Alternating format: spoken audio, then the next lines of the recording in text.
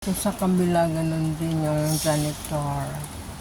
Kahit umuulan na yun, nagwawalis siya. Wala siyang, wala siyang hinto. Siya naman ang naka-assign dito sa kabila. Yung isa kanina babae, doon sa medyo baba. Ito matatanda na sila pero hanga kasi masisipag. Baka may, ayun yung mga nandun o mga, mga naglilinis yun sa mga ibang part ng mga kalye. Nagpapalit ng basura, yung sa CR, papalitan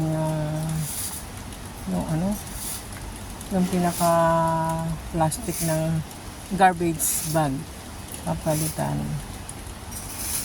Sila may mahawak sa kanila, tapos may service sila.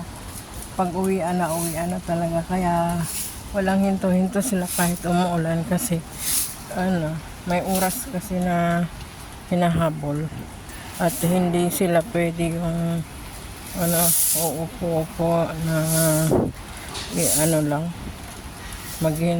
yung patay oras, yung maghihintay lang kung kailan matapos yung oras ng trabaho. Hindi ganun.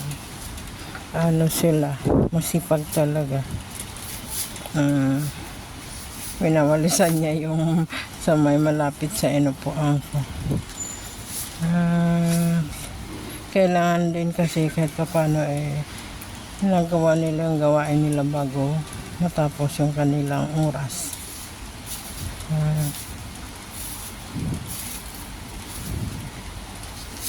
Ayun. Yan ang kaibahan dito at saka din sa atin. Yan lang.